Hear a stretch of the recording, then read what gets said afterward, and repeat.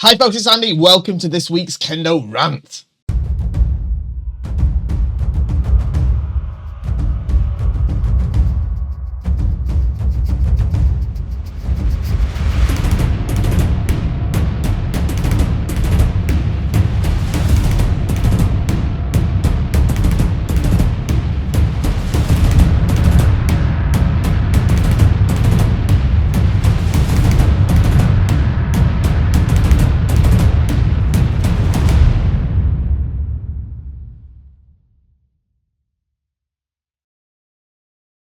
Okay, so here we are for another week of fantastic questions. We've got plenty to get through today. We've got quite a lot to go at. So we'll jump to them in just a moment. Before I do, you know what I'm going to say. Like, share, subscribe for a start.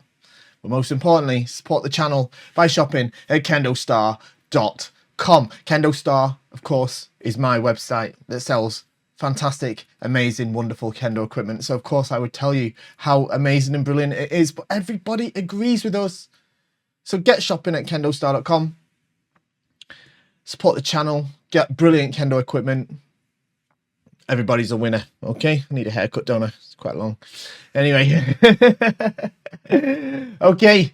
Hi, Andy Sensei. Given your experience of practicing Kendo both in Japan and in the UK, I'd welcome your opinion on when should those new to Kendo should start wearing Bogu.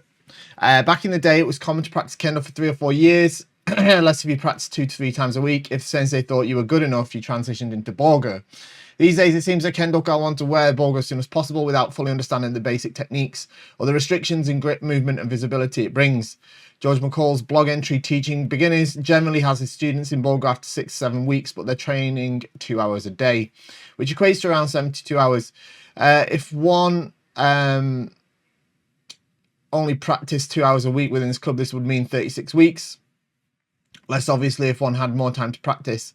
Do you believe that this timescale is more realistic, and should clubs make new students aware of this when they begin their Kendo journey? All right, so I think there's an interesting thing about that. To be honest, I think it's a really good question. Lots of senseis have different, and this is in Japan too. In Japan too, there's, you know, some senseis make their kids make beginners who are kids, obviously, usually wait for at least a year before they're allowed to wear the Bogu. Others not so much. A few of the clubs that I was involved with kids, they had the kids there for just about 2 or 3 months before they started wearing a Bogu. And I don't. I haven't seen a noticeable difference in the end result between the two, to be honest. So yeah, I'd say that for a start. Having said that, I think there's a very different conversation to happen when that is moved to Kendo outside of Japan, and especially with adults. I think, the fact is that for a Kendo club to progress, it needs to make progress, and sometimes that progress has to be forced.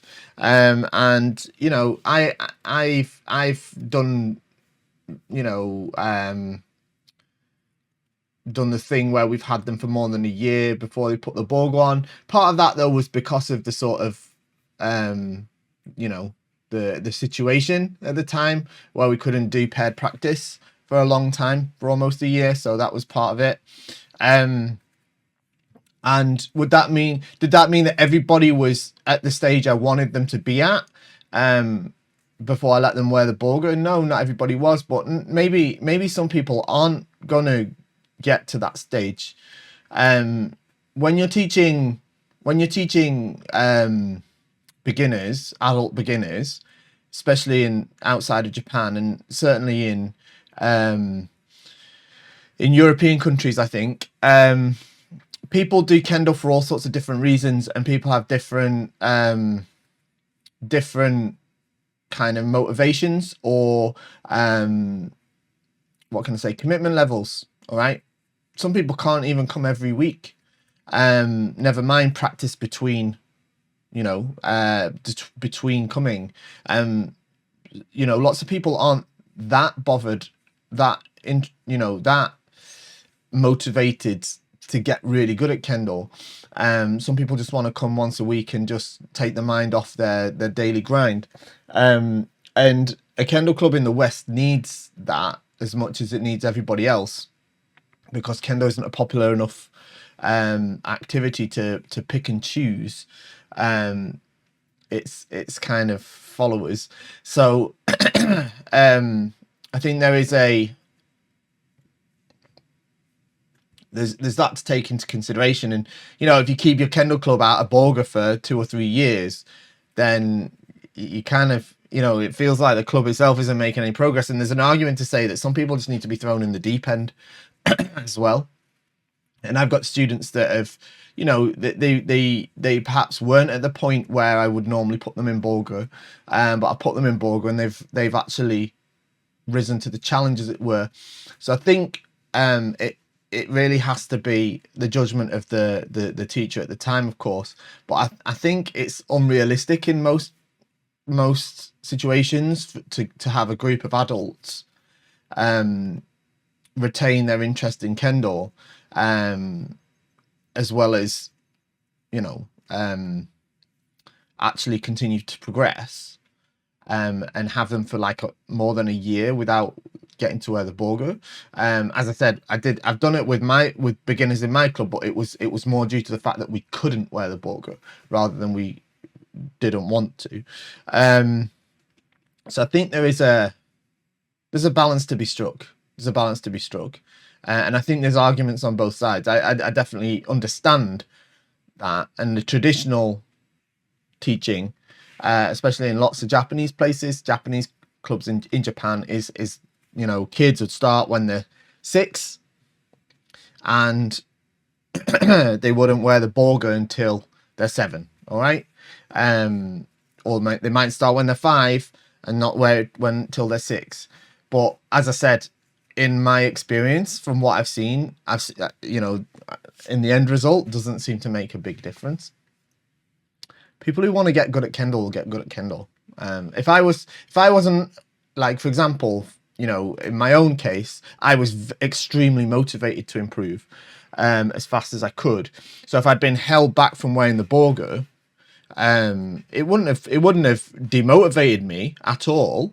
And you know, but it would have delayed my progress only by you know, a small amount in the long term, in the grand scheme of things. But it would have been unnecessary. It's not that I would be better now if I had, you know, I got into Bogu after 3 months of Kendo.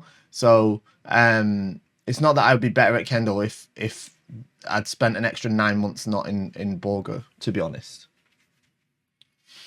Hi Andy, I finally just got around to watching the rant you did with Jose from Kendo Tips. It was good. That was good fun. It was interesting to hear what you both said about not deliberately letting your partner hit you during the kick, or we should always try to prevent ourselves from being hit in order to do both ourselves and our partner justice. As we recently got a bunch of beginners into Bogu in one of my clubs, I always try to follow Honda Sensei's advice from his book, where he says that the more experienced opponent should act as if they're roughly half a grade higher than the person they're doing Keigo with. I got to admit, though, that this involved me deliberately opening up for some people in order to give them an easy chance to and a bit of a morale boost. I can sometimes see frustration in people's faces when they try to strike after strike and just aren't landing them. So I eased up and maybe even opened up the center to allow them to strike and keep them motivated. So after hearing you and Jose, I figured I'd better stop doing that. As a teacher, how do you find the balance between keeping a very experienced partner motivated yet still doing your own Kendo justice, if that's the right word? And what physical actions or moves do you take? As always, thanks for the time you put into these videos. PS, still keeping my fingers crossed for KendoStar, Blackpool Rock. I mean, they've been crossed for a canny while, but I can always live in hope. Blackpool Rock is it's like a kind of like a confectionery that's like famous in Blackpool, which is where KendoStar is based. It's my hometown. Right. So you raised an excellent question. And right, okay. So this is part of the battle that I'm always kind of fighting when I do these sort of videos and stuff like that. It's very easy for me to kind of say one thing in one context and then the context not entirely be what do you say, like be entirely communicated. So look, right, when I said that you shouldn't deliberately let your partner hit you and try to prevent yourselves in order, you know, try to prevent yourself from being hit in order to do yourself and your partner justice. I'm talking in the context of like either the shiai or the tachiai, like grading, or in keiko, the gokaku keiko. So when you're on sort of equal footing ish. It's not for when you're doing the keiko with a beginner or someone who's much lower level than you. That's called hikitate keiko. So when the senior provides the keiko for the less experienced person to improve. Of course, when I practice with somebody who's shodan, nidan, sandan, whatever, and there's a big level gap, there's times that I allow them strikes, and that is dependent on their ability, their level, or obviously Kyusha as well. You know, I'm gonna let them strike me. I'm not gonna fight them, because yeah, that would be demoralizing. All right, that would be demoralizing if I went like gung ho at them. It's kind of like, you know, it's not the point of what my role is. Yeah. If now, having said that, when I'm in there with someone who's like, you know, maybe 5th dan trying for 6th dan, somebody who's maybe 6th dan as well, or 7th dan, then different, yeah. Or if I'm doing shiai, or even if I'm with like a lower grade, but they're like a younger, active, you know, they're lower grade, but active shiaisha, someone like a national team player or something like that, that's different. Yeah, but when you know, when you're talking about like your average sort of club student, yeah, of course I'm going to be looking to provide them with opportunities sometimes that they might not necessarily see as obvious, but hopefully that they can recognize and take, and then if they can recognize and take them, I'll allow them. Exactly as Honda Sensei says in the book. I'm not sure I would gauge it at half a grade higher, but to some extent that, you know, I understand what he means by that. Do you know what I mean? So yeah, of course there's oftentimes I'll let them strike me. Yeah, because it's not like a competitive scenario. It's my job isn't to compete with them. My job is to raise them up. All right. So yes, it's absolutely fine to allow them to hit you in that context. Right. What I was saying about avoiding being hit is more like if you're in the shiai or in the grading too, but especially in the shiai, you know, it's not honorable to let someone hit you for the sake of having good posture, for example. All right. Well, I didn't want to dodge, even though I was unable to defend myself in any other way. I was at my last resort. The last resort, the only option would have been to dodge, but I didn't do it because I'm above that. That's not noble, right? That's not noble. It's just, it's like, it's arrogant. So that's what I was getting at. All right, that's what I was getting at. And you know, people often say to you, it doesn't matter if you get hit in a grading, and to some extent that's true, but at the same time, like, it's not true as well.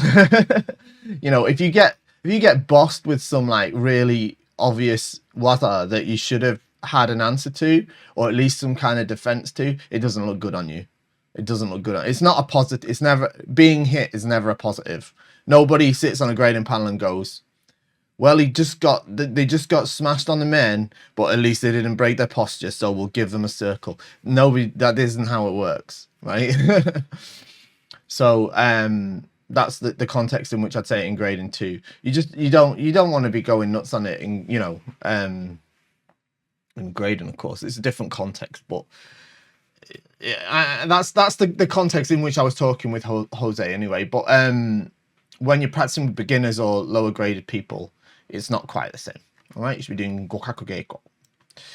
Next one, right?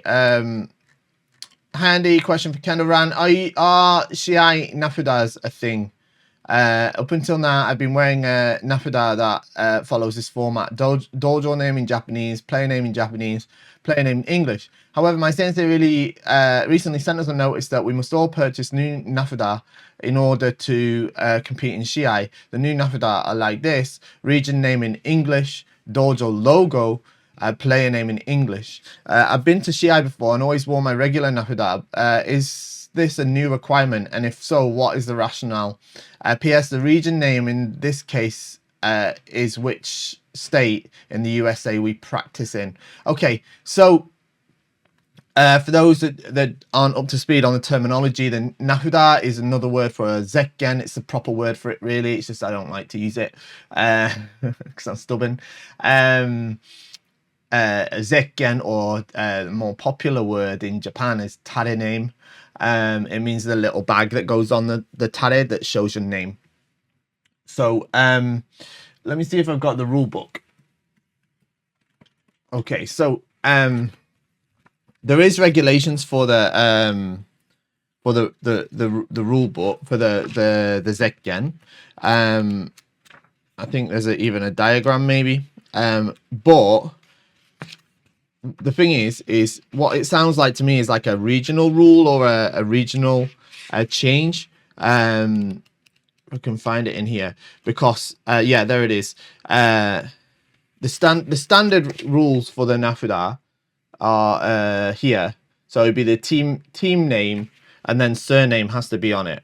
Okay, generally. Okay, that's the regulations. All right, but that's the Japanese style, because they've just translated the Japanese version, which is there. All right, so the Japanese style doesn't have any English on it. It just has the, you know, team name or where you're representing, and then just the name, because usually it's written in kanji. So the regulations say it has to have your team name, it has to have your surname. Okay.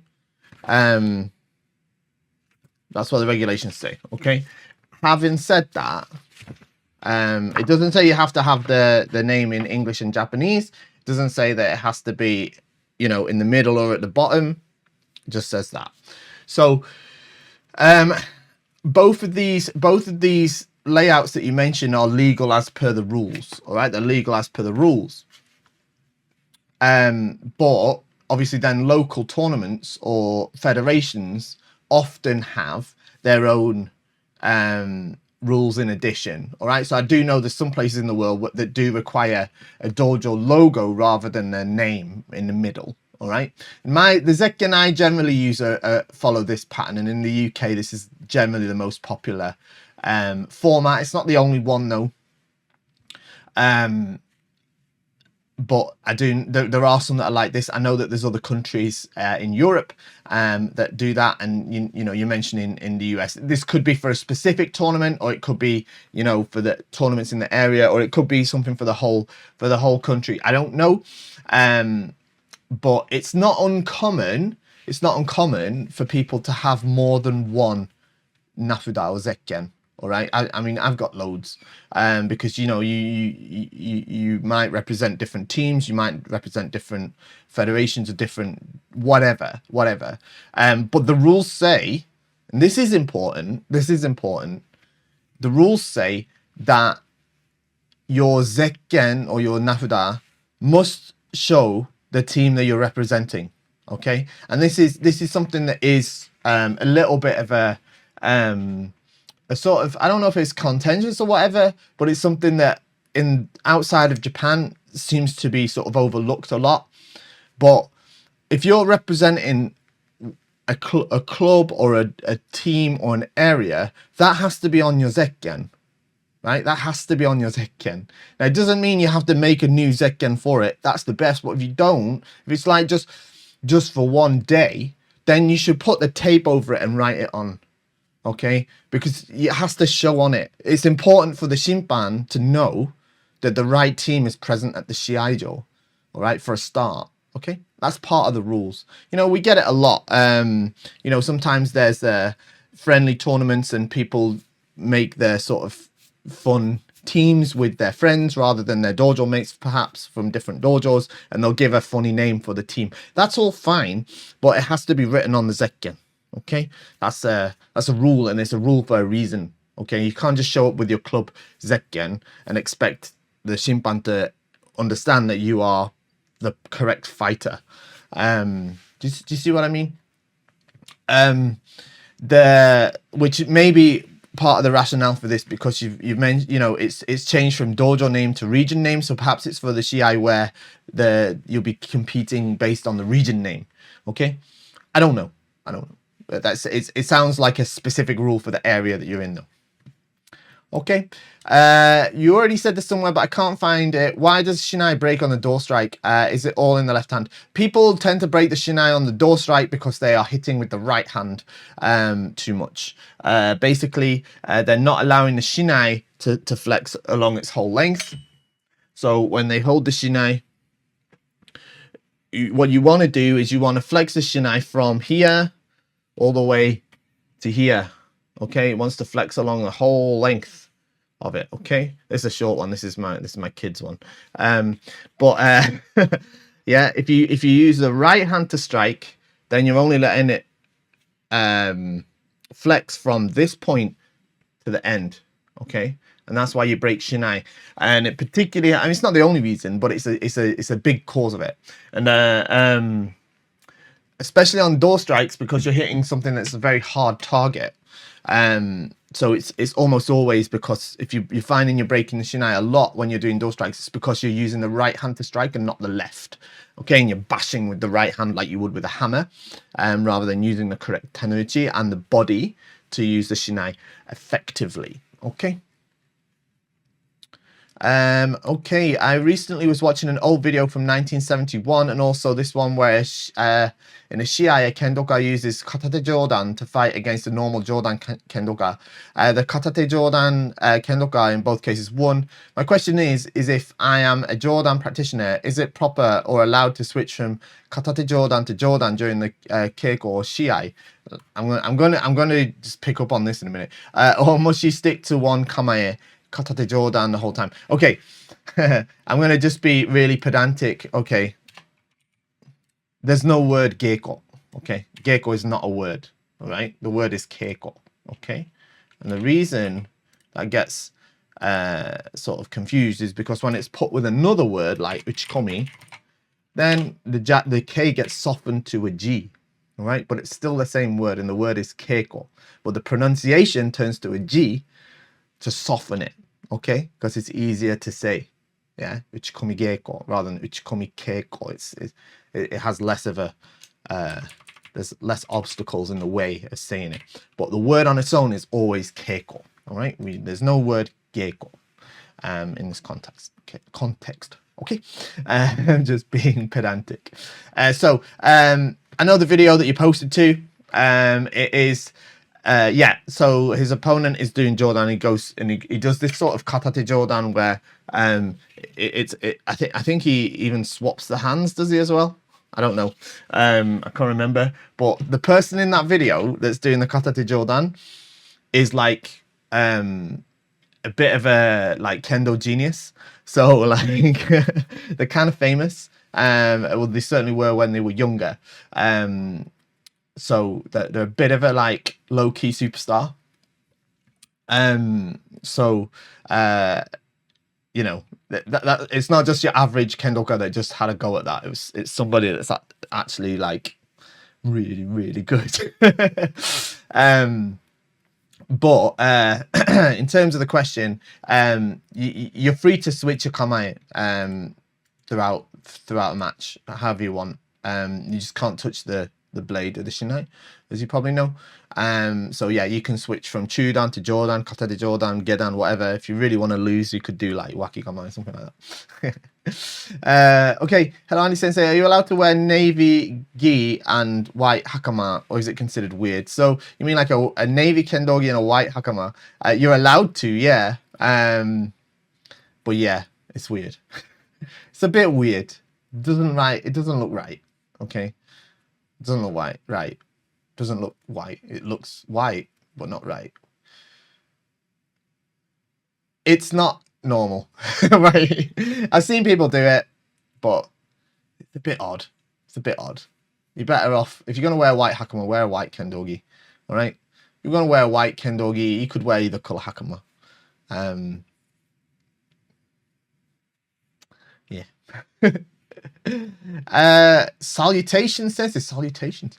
Do you have any tips of how to more easily tighten the tsuru enough to pass the tournament shinai check? It feels like it should be a simple procedure, but even though I literally sweat trying to tighten them, often too slack to pass inspection. Help. Secondly, for my third danshins, I could ask for some pointers of what exactly the judges are hoping to see and what are fairly common ways one can ruin their grading at that level. Right, so tightening the tsuru, right, what you want to do is, what I do is I like get to a corner of a room, and one that like you don't care about, like if you maybe do it like you're gonna mark the wall. So do it somewhere like you could put a piece of paper against it if you want to, but or don't do it like against the new wallpapered living room or something like that. Okay.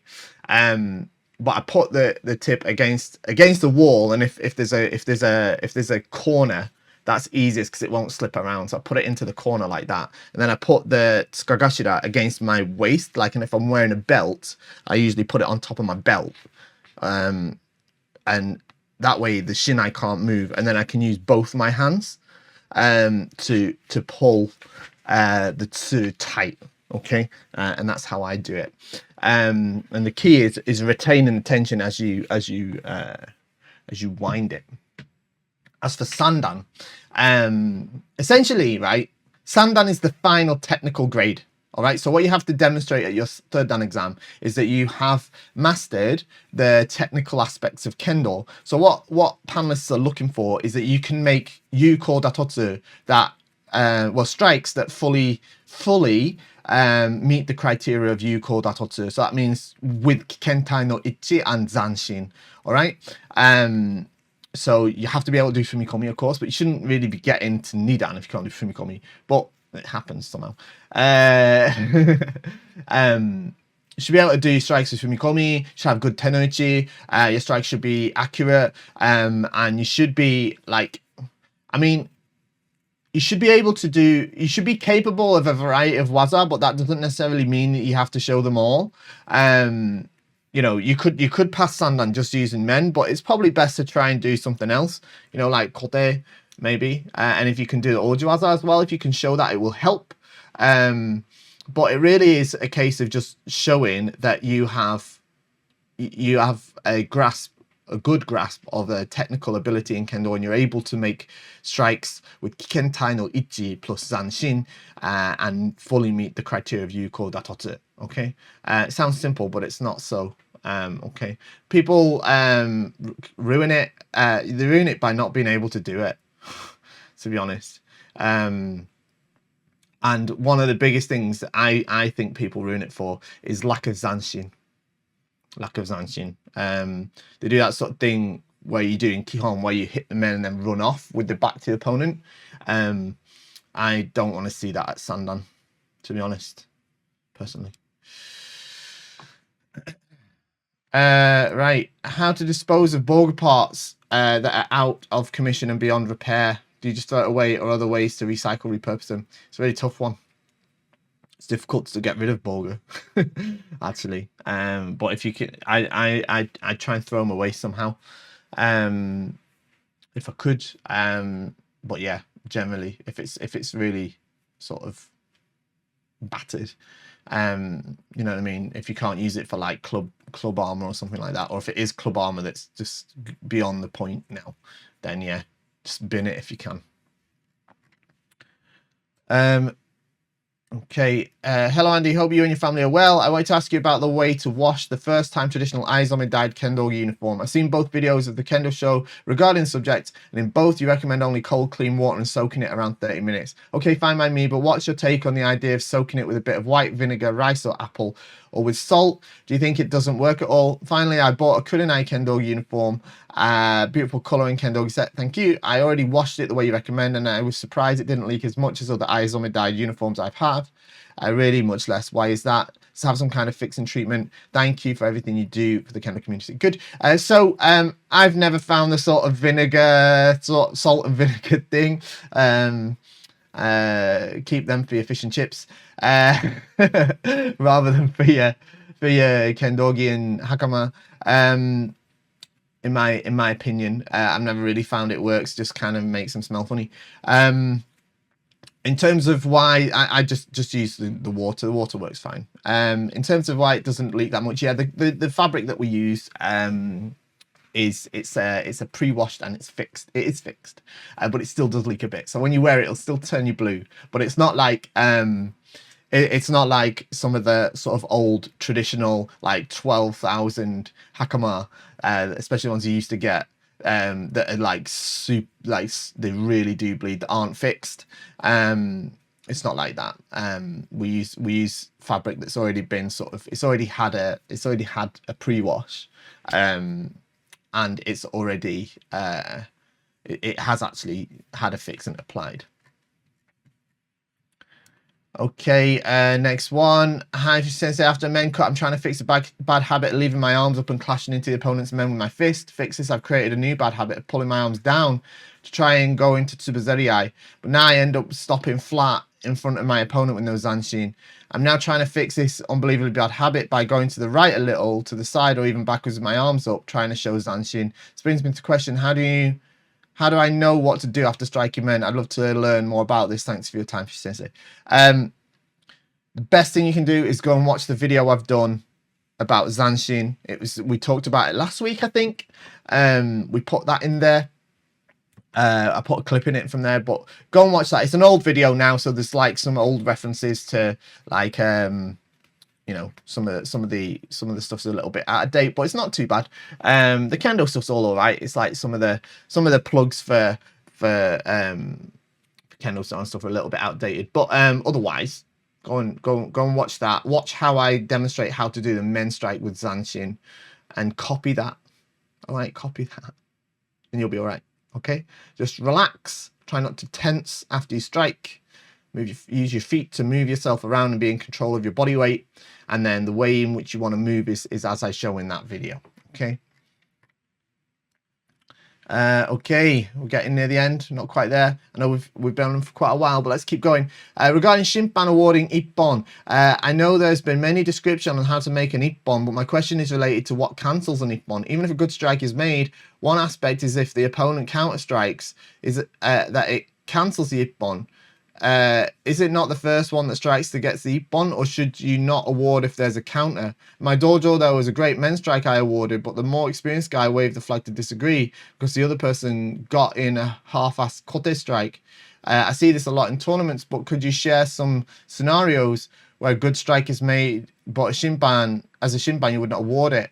I hope it makes sense. I had a hard time trying to formulate the meaning behind my question. To add, I even saw an Ippon get removed because the guy that hit the point did a fist bump celebration after he got it.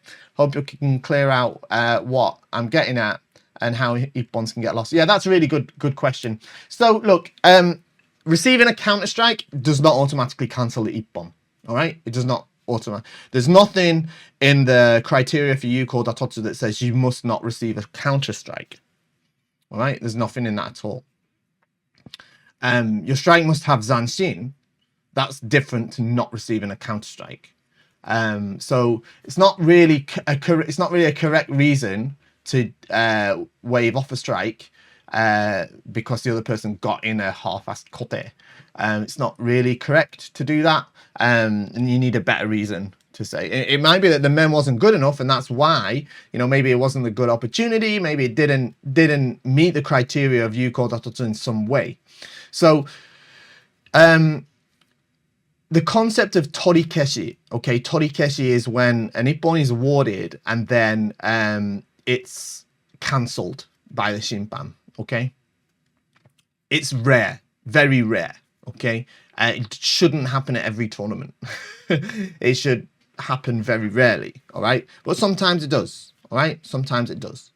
It happens. One of the obvious reasons for it happening is, as you've said, if you celebrate after striking, okay? You're not allowed to celebrate, all right? Over celebrate. One example is going, yes, like this, all right? That sort of over celebration will get the point cancelled, okay? It says you're not allowed to celebrate. And it doesn't have to just be this one. There could be any way you could celebrate, okay? Other times is when sometimes as shimpan, you're watching the match and you can see a good shimpan can sort of often see the strike coming because they're watching, they can see the opportunities coming up and they can see a player creating the opportunities, and based on their own experience, they can sort of almost see that a strike is likely to happen.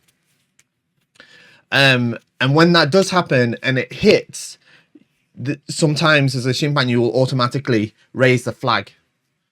However, perhaps it might not have the zanshin or might not be complete, okay, for whatever reason, in which case it can be cancelled, okay, afterwards.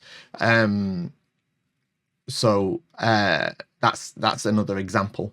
But just because the other, you know, what's not correct is to say, well, that was a fantastic men strike, but the other person, like after he sort of hit the men, they sort of did this rubbish door strike, so we can't count that as men. That isn't how it works. That is not how it works, okay? If the men strike is fantastic and meets the criteria of Yuko Datotsu, and it was you know, made, let's say the door strike was also fantastic, but the men strike reached the criteria of Yuko Datotsu first, then the men strike is valid, okay? But there's often times, and it's very grey, where the first strike doesn't meet the criteria and the second strike immediately does. And this is often seen in matches where maybe someone will receive the kote strike and then they'll make the atoichi men, a strike to the men afterwards immediately, and the men will be awarded because the shimpan judged the kote as not good enough.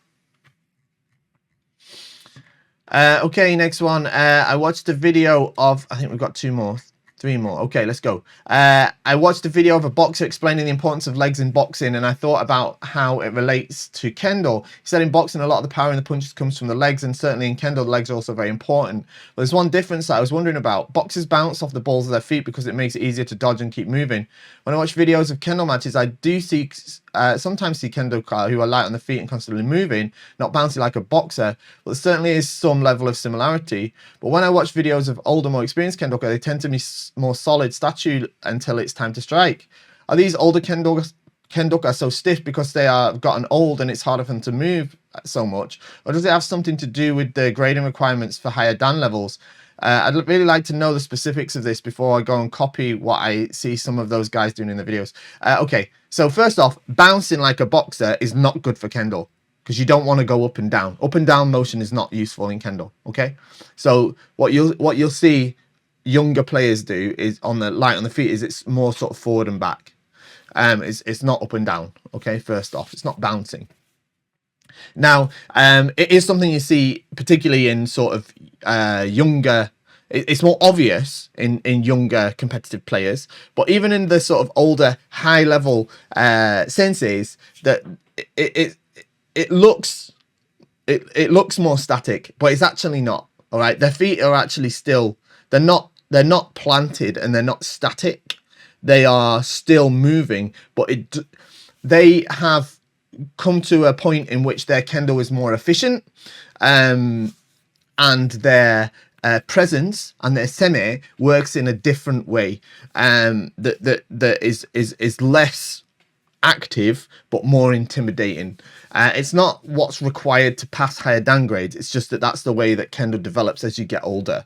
And in terms of what you should copy, you should probably look at what's applicable to your age and current level.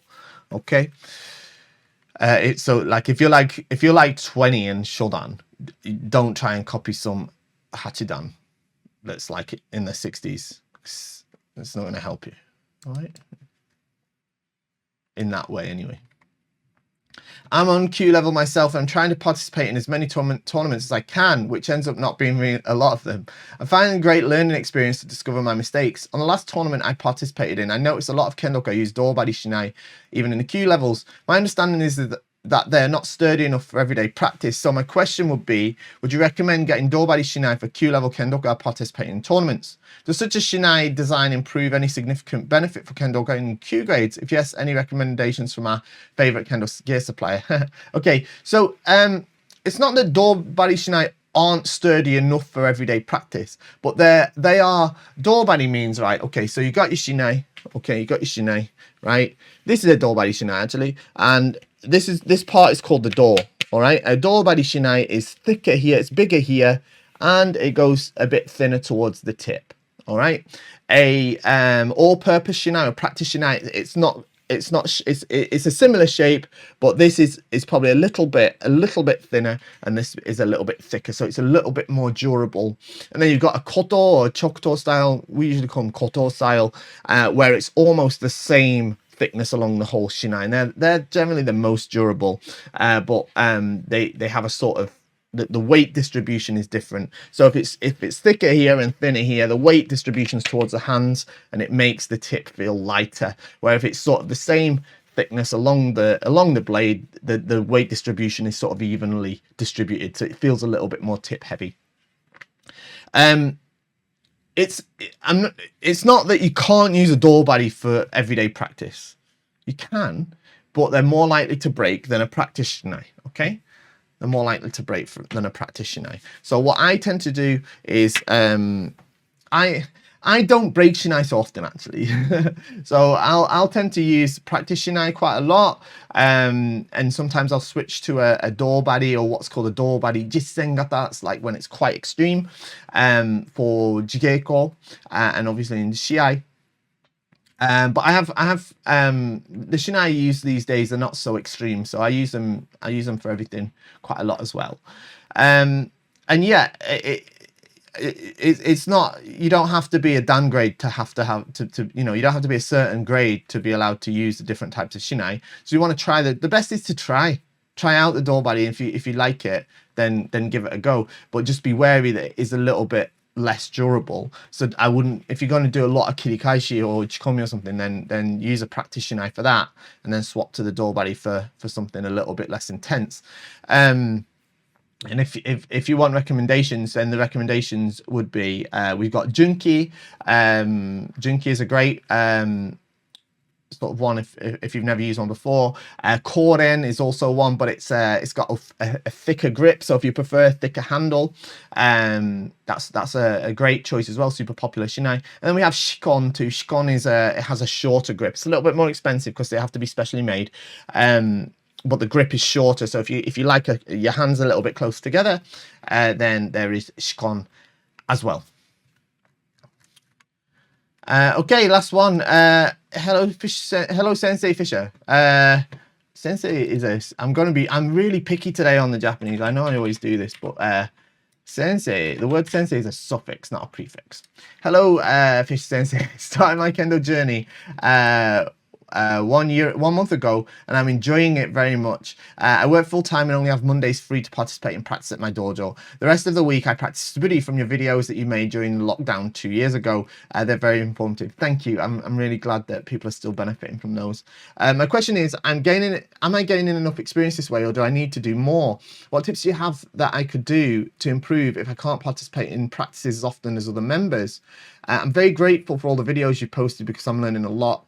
I hope you're well and stay healthy. Thank you very much. Thank you. Okay. It is a fact that many people can only practice once a week. I could only practice once a week in the beginning.